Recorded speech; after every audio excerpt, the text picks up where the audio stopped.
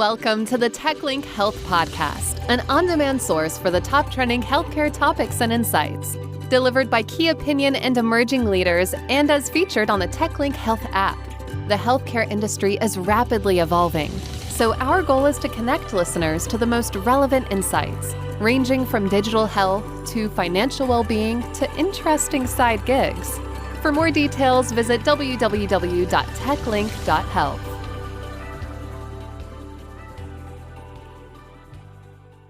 Hey everyone, welcome back to the TechLink Health Podcast.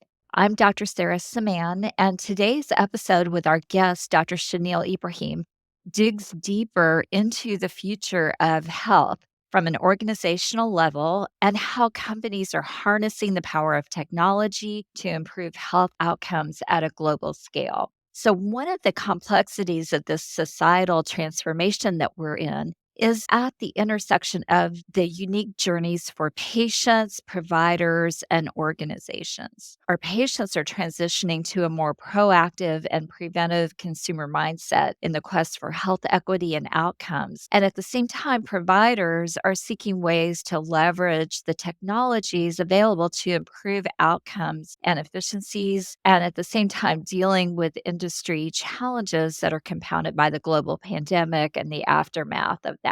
And all of this is going on while organizations stand to play an increasingly important role as the stewards of global resources across the spectrum of human and economic capital. The future of global health is promising, but it's critical to connect the dots across stakeholders and share perspectives that will spark the creative energy that's necessary to move the dial for all of us. So here to talk about all of this and more is this episode's guest, Dr. Shanil Ibrahim. He's a partner of National Life Sciences and Healthcare Consulting Leader at Deloitte, Canada. Shanil has also served as a clinical epidemiologist, and he has held joint appointments as an assistant professor at McMaster University and a researcher at Stanford University. Shanil is also a senior advisor for health public sector and private sector clients and specializes in healthcare and life sciences strategy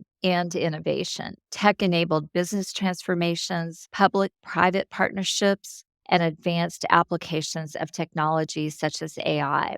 He has more than 80 publications in high-impact journals, and he has had his work covered by major national and international news outlets. It goes without saying that Shanil has deep expertise in healthcare transformations at global scale, and we look forward to getting his perspectives. So without further delay, we're excited to welcome Shanil to the podcast. Shanil, thank you so much for joining us today. Thank you for having me. So to start and to give our listeners some background, can you take a moment to introduce yourself and your organization in a bit more detail and tell us about your journey into the healthcare and technology advisory space? Happy to, Sarah. So I'm a partner at Deloitte, where I'm privileged to lead our national life sciences and healthcare consulting business in Canada. And now for the listeners who may not be familiar with Deloitte, Deloitte is a global professional services firm that provides services in consulting, audit, tax, financial advisory, and risk advisory. And we've got a pretty big global army of over 400,000 talented folks. And in Canada, we have just more than 14,000 people within our consulting group. Now, in my role personally, I get to steer the ship for our life sciences and healthcare consulting group. It's a fantastic team made up of 19 groups and 1,000 practitioners. And we cover a range of areas from health strategy and operations to AI, to digital health, to health technology, and health human capital. And one thing I'm really proud to say about Deloitte is that we are a purpose-driven organization, and our purpose is to make the lives of our citizens better and to strengthen our society and economy. And we do that by partnering with healthcare organizations all across the board to bring about major transformations and improve the well-being of our fellow citizens. So that's my life at Deloitte. And before my journey at Deloitte, I wore a different set of hats. I was a clinical epidemiologist, a researcher, and even a bioethicist at one point. And I was knee-deep in the hospital sector. I worked as a faculty member and a researcher at McMaster and at Stanford. And even though I've had many different roles and had its own twists and turns along the way, there was one central theme about my career, which was data in healthcare. Whether I was working on mental health or seniors care or pediatric care, it was all about using data to drive outcomes and make a real impact on people's lives. And that evolution of data has gone into just broader health technology, as I think that health technology, not just for me, just for society, is going to be quite key in tackling some of the biggest healthcare problems. So, yeah, that's a little bit about me in a nutshell. That's fascinating. You have such a wide range of highly relevant healthcare experience across both the public and the private sectors.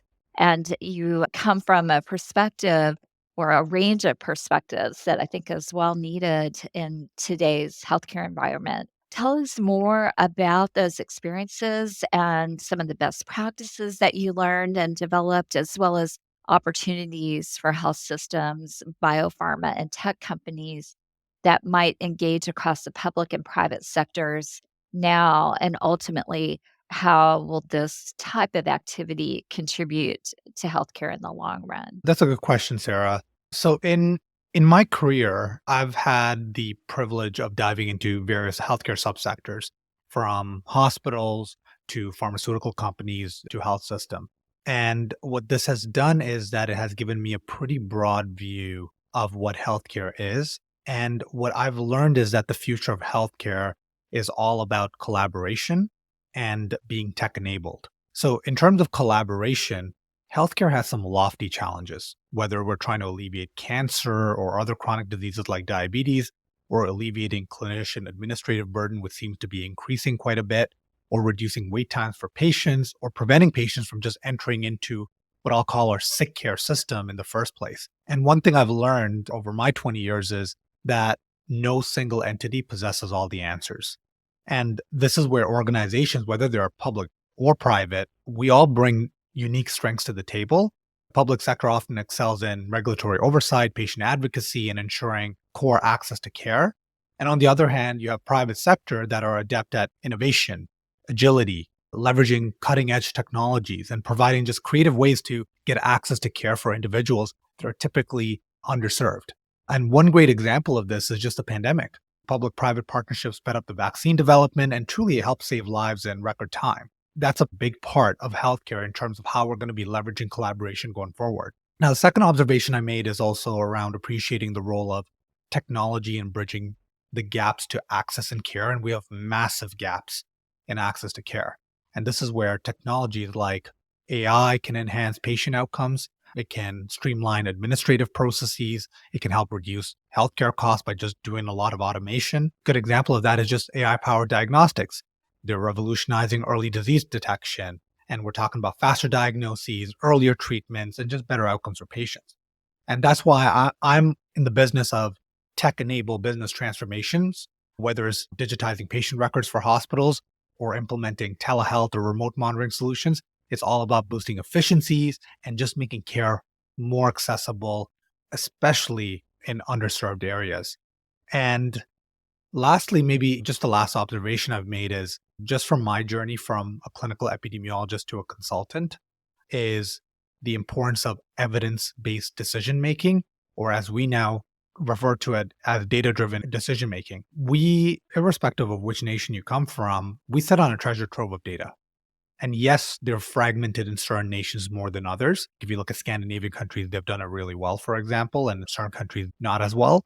And we know we need to piece it together, but a lot of the insights that can help guide our healthcare strategies are in that data. And we're just scratching the surface of what data can do. And it can help us spot underserved patients. It can predict outbreaks. It can offer personalized care. So there's a lot of potential there. So those are the three that I would just want to highlight around collaboration, role of technology, and data-driven decision making, where we can truly leverage those three things just to make healthcare better and more accessible for everyone. It's so interesting how the work that you do encompasses so much of the challenges that are facing not only healthcare systems, but physicians and others that are caring for patients and patients themselves. So the idea that data is the all encompassing factor that might help to pull those things together, I think is a really interesting concept and maybe something that we don't always think about in those terms. So these emerging technologies are such an intricate part of the future of health, yet again, still in such an early phase with respect to the use of technologies like AI and machine learning when we're dealing with especially patient care alongside their abilities to interact with various devices like wearables and other health tech that you might find at the hospital or medical offices, or things that patients might use at home, or individuals who don't realize that they have a problem and may ultimately get a diagnosis through these wearable devices. So it's well noted that there are positives and negatives to the proliferation of these technologies, with one concern being around data bias used in AI methods. And I think that's something we've been hearing more about lately. So tell us more about your perspectives here with particular regards to health equity in general, and then the potential challenges as well as opportunities that we can see with emerging tech. And then also the top areas of focus where technology can help to create a more equitable future in healthcare. That's a great question. And when it comes to an equitable future, there's so many areas of focus that I can think of, and some of which I've touched on already: telehealth and digitizing health records and AI, to name a few. But perhaps just to boil it down into just, let's say, the top three, the first one on that list in terms of ensuring an equitable future for patients is around AI powered diagnostics. Many folks wait way too long for a diagnosis, and this increases in certain demographics, certain geographies much more, where the time to a diagnosis is much greater because the access to a doctor is much, much greater as well.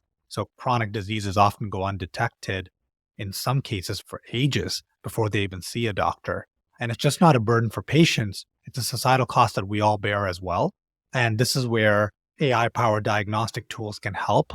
And this can be as small as your everyday gadgets that can truly provide significant diagnosis accuracy and speed. We think about the Apple Watch just in terms of what it can do, in terms of detecting even cardiac arrest and heart attacks, for example. And that's huge, right? Because it's now on your wrist, where it can actually help in terms of getting the right treatment at the right time. And all of this means that we can catch diseases early, which is a game changer for everyone. And whether it's a consumer device or even a tool for clinicians during your first visit, these type of diagnostics can truly help level the playing field and ensure just a timely treatment for everyone. So that's one for sure. The second one, when I think about equity, the one technology that really comes to mind is remote monitoring. Now, we can think of wearable devices and just remote technology that track your health 24/7. And this is where, just like I mentioned around the Apple Watch, they can keep an eye on your vital signs and chronic conditions and can continuously send data to your healthcare provider. And the reason this is important is doctors can step in when they need to, where it can cut down things like hospital stays and prioritizing care to those who are in serious need or require regular in person visits. So we're able to prioritize the right type of service to the right type of patient at the right time. And what I love about remote monitoring in terms of equity is that it truly doesn't matter where you live. And remote monitoring tears down just geographical barriers. It makes sure healthcare can reach even the farthest corners to underserved and remote communities. To me, it's one of the biggest technologies when it comes to equitable care.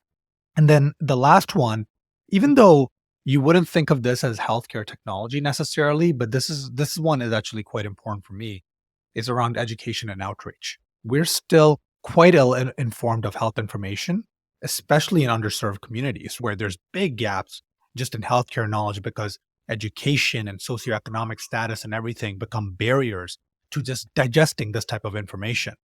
And technology can be used to disseminate these type of health education materials and conduct these type of outreach campaigns. So whether it's mobile apps, social media platforms, online resources, it can truly improve health literacy and help people, especially in underserved areas, make informed choices about their health. And when these patients or these health consumers have that type of knowledge, they have the power to take charge in their own health. So these are like three that are just top of mind for me when I hear of the word equity. These are the three that stand out.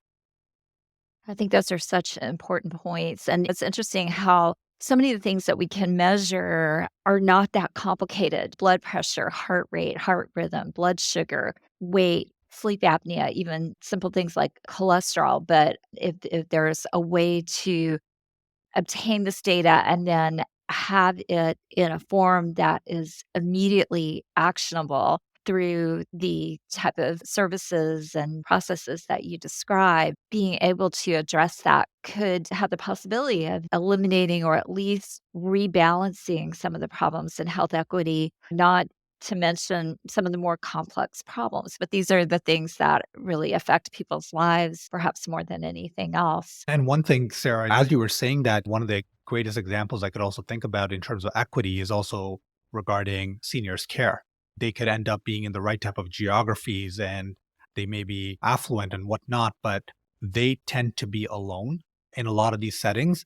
And now, one of the things that I love about some of these wearables that you have is even if they're living alone and they have a fall, it triggers an emergency care or emergency number immediately and also a family member at the same time. So you're notified in seconds, right? And this becomes quite important as I think about the fact that my parents are getting older and I think about providing them these type of wearables as well because I can phone them every day. And a lot of our parents always say, I don't get as many calls, but I can phone them every day. But if I don't catch them in that 10-minute window when something's wrong, it's hard to know and provide us the comfort that everything is going to be okay. And these are where wearables can really provide them the comfort, both them and ourselves, in terms of that senior citizens are being well taken care of. And this is just another example where it's just another type of demographic which doesn't have the access to care where we typically think that they have the access to care. That is such a great point. And the idea, again, the access to care, this isn't some sort of machine that's watching you, and impersonal. The idea is to bring that personalized attention to the people that need it when they need it and not when it's too late. So I think that's such an important point. So, this promise of integrating digital health tools into the cycle of healthcare has been a cycle of continuous development, and we're seeing things changing week by week. So, from your point of view, where are we in the cycle as it relates to providing better and more efficient experiences across the spectrum of patients, providers, and health systems? And also on that same topic, what are the opportunities within that spectrum for patients, providers, and the organizations that care for them? That's a fantastic question. Right now, we are really at an exciting point where technology is making healthcare better for everyone, patients, providers, and healthcare systems. For patients, it's simple. It means more control and convenience.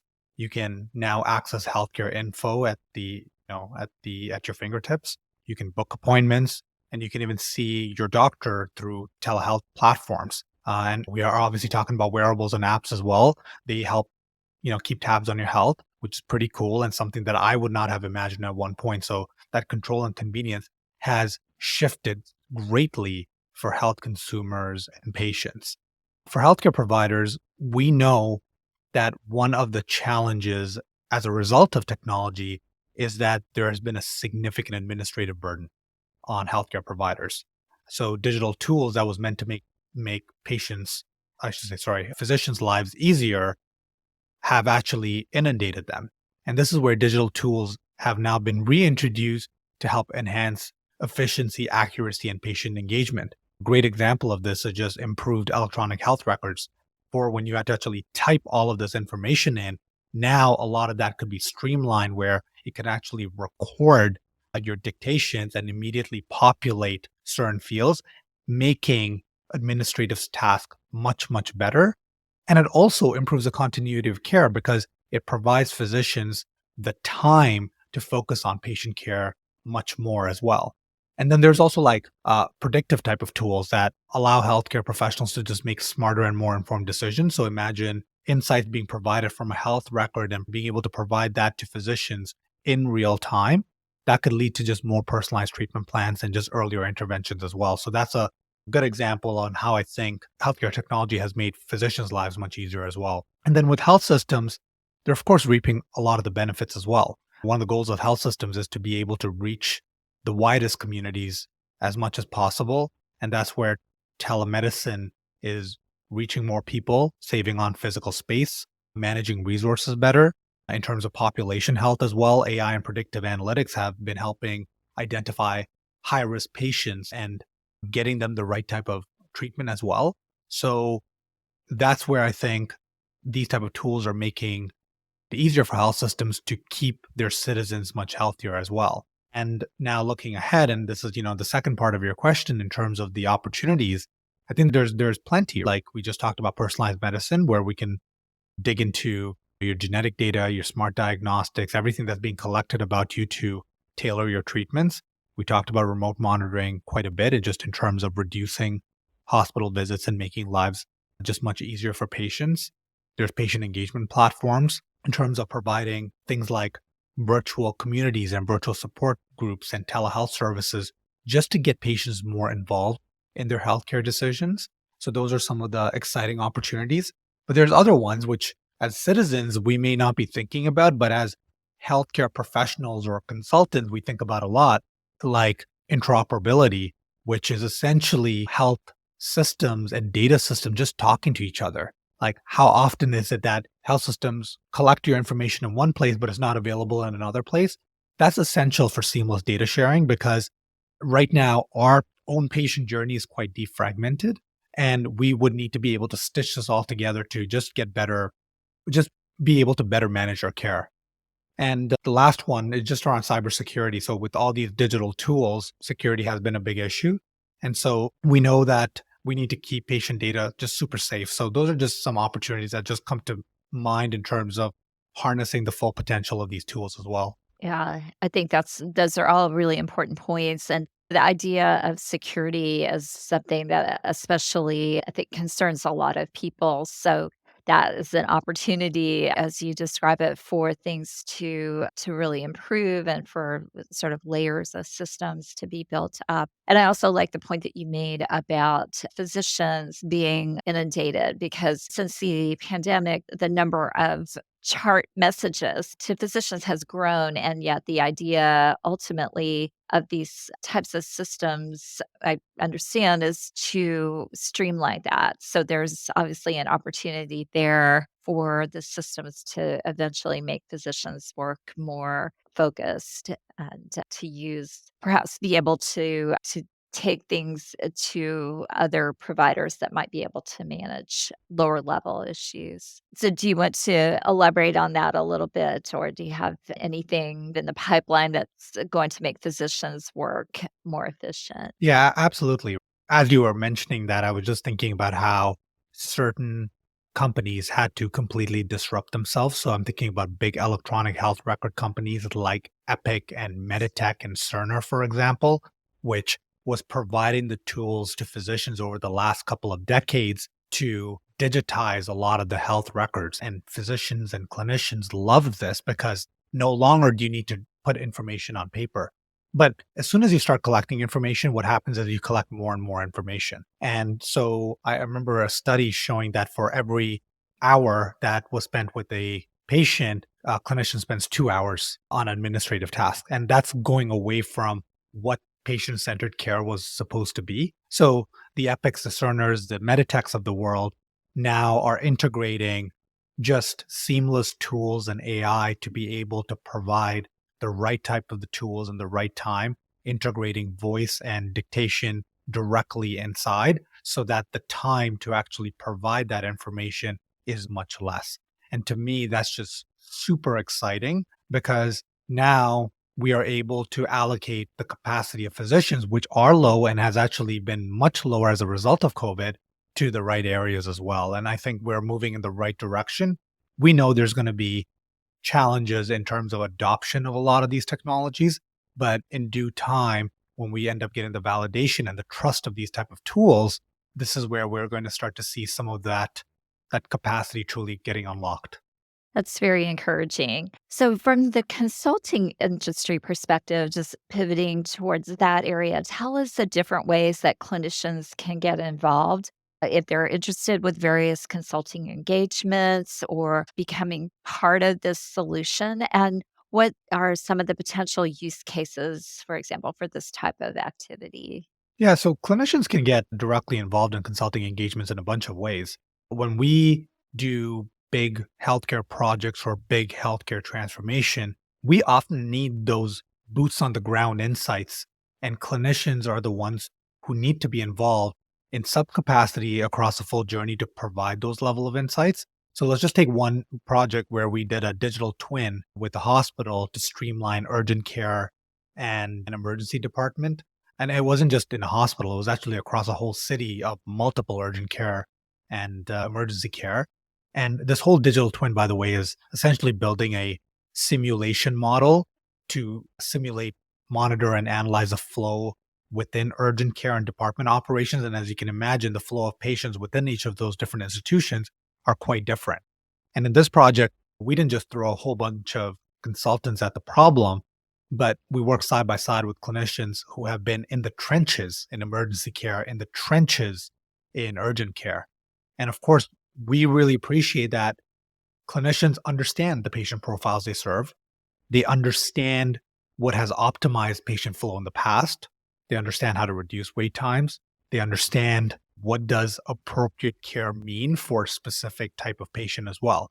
And this is where we work side by side with the clinicians to integrate their insights to inform our solutions. So that's just one way of clinicians being involved. But in some cases, we don't just engage them during a project, but actually hire them either in full capacity or as a contractor if the problem that we're solving is a very common one. So at Deloitte, we have several clinicians, including nurses and physicians on our staff. And very recently, we actually brought in a chief medical officer who used to be a former CEO of a health system. So that's just a good example of how we are integrating frontline clinicians into our consulting practice, which was never a thing before. And our chief medical officer, his name is Tom Stewart, by the way, he has firsthand knowledge of the clinical operations. And he himself has been on the other side in terms of shaping strategies, designing solutions, and bringing the medical perspective to the table. So this is something that we're doing within Deloitte to help a lot of the similar type of organizations to get that same sort of medical perspective as well. And it also allows our clients to have the trust that we are not just bringing in people who are, smart and skilled, but also truly understand the perspectives from the inside as well. So that's just some ways that clinicians have been involved in our consulting engagements. That's fantastic and just so important when you're trying to solve problems like the ones that you're working on. So, thank you for sharing those insights. And then moving on to more of the industry perspective at the organizational level, what advice do you have for CEOs who are interested in harnessing the power of health tech from both the perspective of innovators and startups that are creating tech to larger organizations that might not be able to move as quickly, but still will stand to gain from these advances in technology? Yeah, that's a great question. And as you can imagine, startups and innovators are so different from giant organizations, right? And when it comes to diving into health technology, whether you're a scrappy startup or a big giant organization, there's a lot of things to consider. And the way I look at it is, for startups and innovators, their key to success lies in agility, their ambition, their unwavering commitment to solving critical healthcare problems. And for them, it's about thinking big and moving fast. And what I like about startups is they generally are likely going to be the disruptors. And we know that healthcare needs a good shakeup. And these startups might just be the ones to do it because they're thinking boldly and they're not thinking about the archaic ways to actually solve critical healthcare problems, but really dissecting it apart. So that's important as well. But there's a catch. For startups to be successful, they have to establish trust and credibility early. And they do that by things that we know are thorny problems in our side, which are patient privacy, data safety, and just playing by some of the foundational rules, which we know in healthcare are just non-negotiables. So it's important for them to, of course, show the world that they're here to make healthcare better, but also important to show that they're not just here to shake things up, just to shake things up. So I think that's going to be important for startups. For larger organizations, the challenges may be different, but the stakes are equally high, and if not even higher, right? While I can appreciate that their ability to move quickly may be limited, we know there's existing structures, there's processes, there's just bureaucracy within these organizations. We know that they have resources and reach which are going to be different than startups. And this is where they can leverage those advantages and they can try to foster a culture of innovation from within the organization. They can encourage cross-functional collaboration, which we know are quite siloed within these organizations as well. They can empower what we're calling internal entrepreneurs, or the new term is intrapreneurs within the hospitals or these health systems or these giant organizations, which I think is going to be key. And sometimes when, innovation or new thinking or internal entrepreneurs are not possible, partnerships and teaming up with those speedy startups is one way to be able to do it. So I look at it as whether you're the little guy or the big dog, it really doesn't matter, right? We just need to be able to have a common ambition or a common aspiration, I should say, to grab onto that future with both hands and truly try to see how do we change healthcare overall while continuing to keep our commitment to just common things that we know are important within healthcare, including ethics, excellence, and just patient care. So that's how I look at it in terms of that whole dichotomy of big organizations versus startups. Yeah, very interesting. So important to get people with practical experience, feet on the ground involved. So we're recording early in the year. And as we move into a new year, what is the outlook for the rest of 2024 with a particularly lens on digital health and technology? And what will we expect to see for the rest of the year? And how does that feed into the long-term outlook? And then finally, where do you see us 10 to 12 years from now, say in 2035? So Sarah, this question honestly could not be more timely, as we just published our 2024 Global Healthcare Outlook paper just last week. So I definitely would urge folks to check it out. But, as we step into 2024, the outlook for digital health and technology to me is both exciting and transformative. And it really sets the stage for what promises to be a remarkable journey in healthcare just over the next decade as we move towards 2035, for example. So first, one of the things that I know I talked about quite extensively is just the adoption of digital health technology, especially things like telehealth, which has already become a cornerstone of healthcare during the pandemic and is going to continue to evolve. But underlying telehealth allowed us to see what patients really prefer and their attitudes really changing. So patients increasingly expect convenient and accessible virtual care options, and healthcare systems will need to integrate telehealth at scale into their service delivery models. And what this also means is we'll see natural advancements in certain areas that are linked to it. Things that I talked about, like remote monitoring, wearable devices, AI-powered diagnostics, which will enhance patient engagement and outcomes. The second one, I know I touched on this briefly as well, is around interoperability. This, to me, will be a key focus in 2024 because we really need to enable seamless data exchange among healthcare providers and systems. And to me, this is a crucial area for empowering patients to have more control over their health data, and it'll lead to a more patient-centric approach to care. And then lastly, one thing we're seeing in 2024 is going to be increased investments in areas like precision medicine and genomics. That's going to drive a lot more personalized treatments. And we have already seen a lot of great advancements in cell and gene therapies over the last few years. And we can expect to witness these type of continued breakthroughs in the treatment of cancers and rare diseases as therapies that are being created are really tailored to an individual's unique genetic profile. So those are like the few things that come to mind just in terms of what we even articulated in our 2024 global outlook.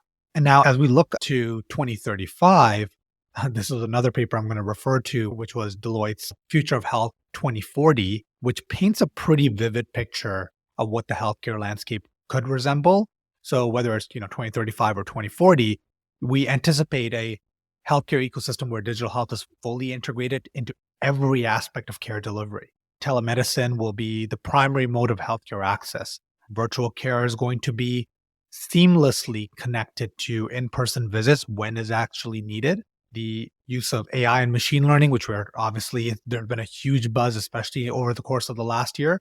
It's going to be widespread. It's going to help in early disease detection, treatment recommendations, care coordinations, and things like health records are just going to be much more accessible, which in Canada, I know it's actually going to be quite exciting because when we look at countries like Israel and Scandinavian countries like Finland, Denmark, Sweden, and others, they're so much further ahead when it comes to this. And we see the power of what digitizing health records could be.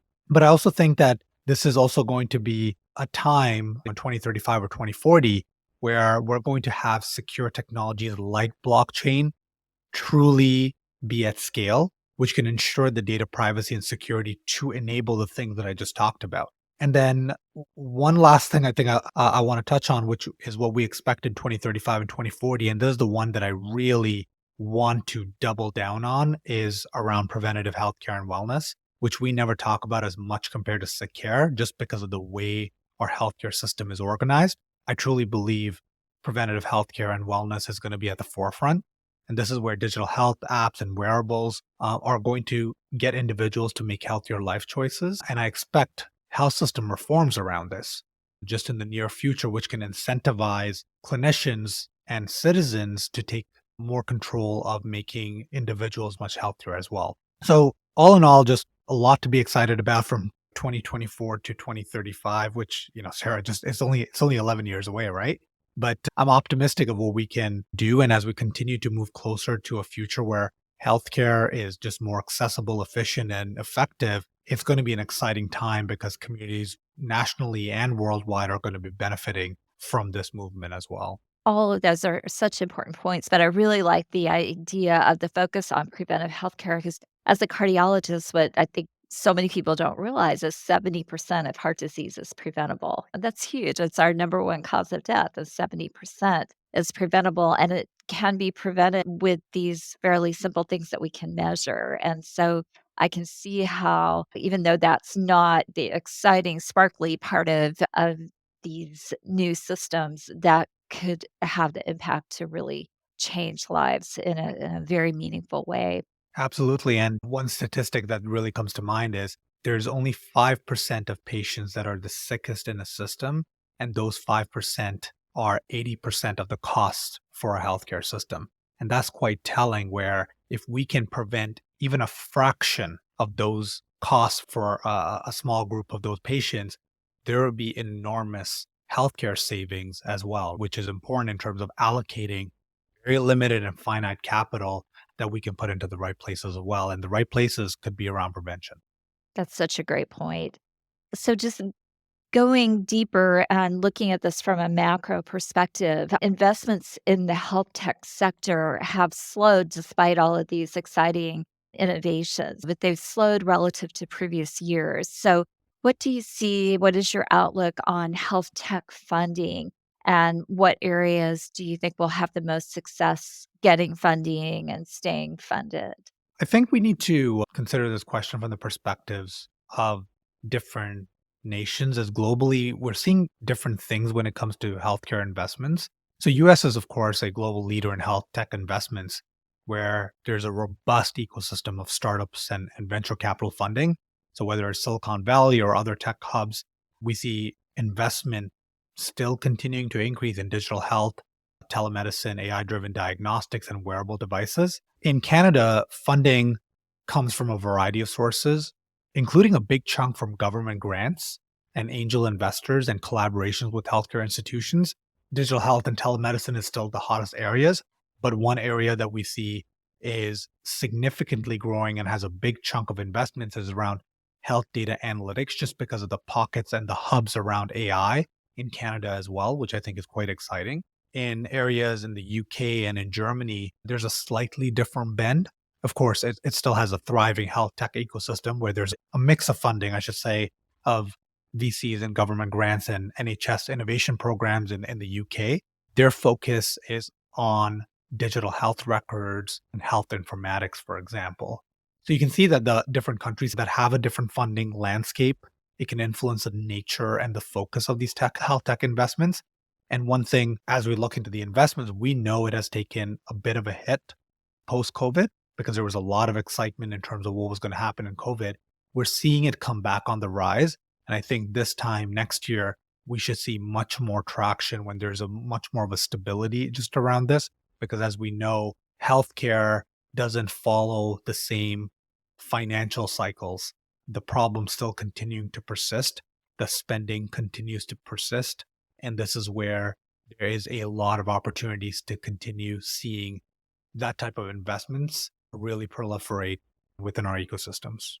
That's such a great point. The healthcare doesn't go away. It's not trendy. It's part of life. So, on a personal note and from a consumer perspective, what are some of your favorite picks for healthcare technology? Oh, wow. I have so many to choose from. But if I were to put my consumer hat on, one which you can probably tell that I'm quite excited about is just anything around virtual care platforms like telemedicine. I love the fact that telehealth has made healthcare more accessible and just convenient more than ever before, not just for remote communities, but if you just think about us as individuals, there's no need to fight traffic or wait forever in a waiting room, which is a game changer for a lot of patients. And there's platforms like Teladoc and Maple that offer just user friendly interfaces that are just easy to use. The second thing that I've been excited about as a consumer is just around wearable devices like smartwatches and fitness trackers. Now we've all seen people sporting these type of Fitbits and Apple Watches, which Sarah is it's like a fashion statement now. But these maybe that's a good thing, right? Maybe it's a little bit of behavioral science in terms of making it a fashion statement, but in reality, these track your steps, monitor your health in real time, keep tabs on your sleep, and it's allowing us to have a bit of a health coach on your wrist. So that's another exciting one as well. And then perhaps as a scientist in me, but I love health information portals like WebMD and Mayo Clinic. I think a lot of us Google this information as well. And as a health consumer, I love the fact that there's access to a wealth of medical knowledge and now put in generative AI and these type of chat GPT type of platforms on top of it. And now you get platforms that just help individuals understand their health conditions and their treatment options, which creates just a much more informed patient as well. I won't touch on health diagnostics. I think I talked about that quite a bit, but as a consumer, I'm excited about that. But the one last thing that I want to touch on is around mental health platforms, which I didn't touch on, I believe, in our conversation. But I feel like it's finally getting the spotlight that it deserves. And my wife is a clinical psychologist, so I'm pretty close to the space. And I love the fact that there's platforms like Talkspace and BetterHelp that are really changing the game. And they offer online therapy and counseling, and they make mental health support just accessible to anyone who needs it. This is important because we've always had a mental health crisis. And as a consumer, maybe it's not for me personally now, but it could be, in the future. But I know a lot of folks around me who have needed that type of support and it just wasn't accessible to them. And now with these type of platforms, it truly is. So I feel like these are the type of tools that as a consumer, I feel can help us take active roles in my own well-being. So very excited about these ones. Yeah, those are all really exciting areas of exploration. And I think, especially the mental health piece, taking the stigma away by having it more widely available could really make a difference. So, and we've touched on this, but there's so much going on in healthcare innovation and health tech that it's difficult to hone in on all of the developments, which also provokes the idea of what might be missing. So, from your perspective, what are we not talking enough about that we probably should be? I feel like we talked about a lot of different healthcare technologies. So what are we missing? So I might give a different spin on this one. Maybe it's not as buzzworthy, but two areas I don't feel like we talk about enough are cloud and quantum computing. And if you think of a cloud, it's like your limitless storage closet. And it's not just a place to just stash data, by the way. To me, it's a launch pad for healthcare's next frontier, where we can share patient info, turbocharge research, we can unlock personalized treatment because cloud provides us the access to be able, or access and tools to be able to undertake a lot of these initiatives where it used to be very expensive to do it before. So that's one where I don't feel like we're talking about it enough, but it's a case where cloud will be everywhere, but we probably won't be talking about it because it's enabling other technologies like digital health technologies to take form as well. So that's one area. The second one, which is building on top of that, is around quantum computing. This is just imagine just a supercharged computer, just faster than anything that we've seen. So drug discovery, like vaccines, like we did in the pandemic, can happen at warp speed. So simulations, which are typically needed for these type of drug development and vaccine development, can happen in seconds, which sometimes can take months. And yeah, I remember at one point it used to take years to be just able to crunch through that information as well. So that's exciting. And I know when we talk about quantum, it sounds very futuristic, but it's happening now. And the crazy thing is, organizations like Cleveland Clinic was the first to have an on-premise quantum computer to do these type of use cases. When I say first, I don't mean in healthcare. I mean globally across all industries. So that's very exciting, just in terms of a hospital or an institution being able to be at the forefront of adopting a technology, which we typically don't see in healthcare for us to be the first adopters of anything, right? So that's very exciting. To me, these two technologies are just game changers and it deserves a front row seat in our discussions. And essentially, these are going to be the backbone for us in the healthcare transformation and to be able to power and enable these type of technologies that we talked about throughout this podcast to take form. Thank you. You've given us a lot to think about. So, in closing, any final recommendations for those who are interested in staying connected to your work within the healthcare advisory and consulting space? And any key points that we didn't cover that you'd like listeners to know? And finally, any topical recommendations, such as books or other content websites that you think our listeners could benefit from? Yeah. So first of all, I've loved this conversation, and as we wrap up, a few recommendations do come to mind. Some of which I did touch on a little bit earlier.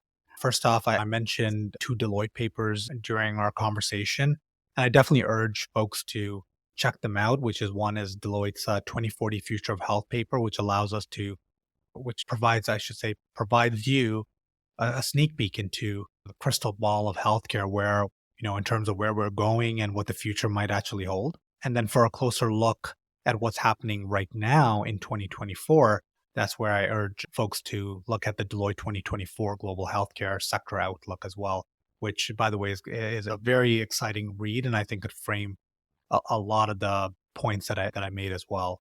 And then in terms of if you want to stay in the loop with what I'm up to, you can find me on LinkedIn. That's where I, typically hang out, I would say. And I post interviews, insights, and just updates regularly. So it's just one way to stay connected. And on your last one, just in terms of book recommendations, I've read a lot of great books last year. And a few I think that do stand out. One is The Future is Faster Than You Think by Peter Diamandis. That's a very exciting book. He dives deep into how tech is shaking up healthcare. And it's like reading a fast-paced sci-fi thriller, but it's all real. So that makes it very exciting. And then the second one you definitely have to check out, and I can't remember if I'd read this last year or the year before, but it's Empire of Pain by Patrick Radden Keefe. To me, it's just a thriller. It dissects the whole opioid crisis, dives deep into the world of healthcare, ethics, and big pharma. And it's just pretty crazy just how the Sacklers have shaped a lot of areas in the ecosystem. Obviously, some which get a lot of negative press, but in some cases, there were some positives out of it as well. But you really see the influence that has been made. It's just a thriller, and I just want to throw that out there as well. So definitely check those out. Thank you so much. Shanil Ibrahim has been our guest. Thank you so much for joining us today. Sarah, thank you so much for having me on the pod. Really enjoyed our conversation and looking forward to doing more of these in the future. Thanks for listening to this episode. TechLink Health is a healthcare advisory platform for consumers and organizations to stay informed with the latest insights while connecting with healthcare experts for telehealth, e-consults, and consulting services. For more details, visit www.techlink.health.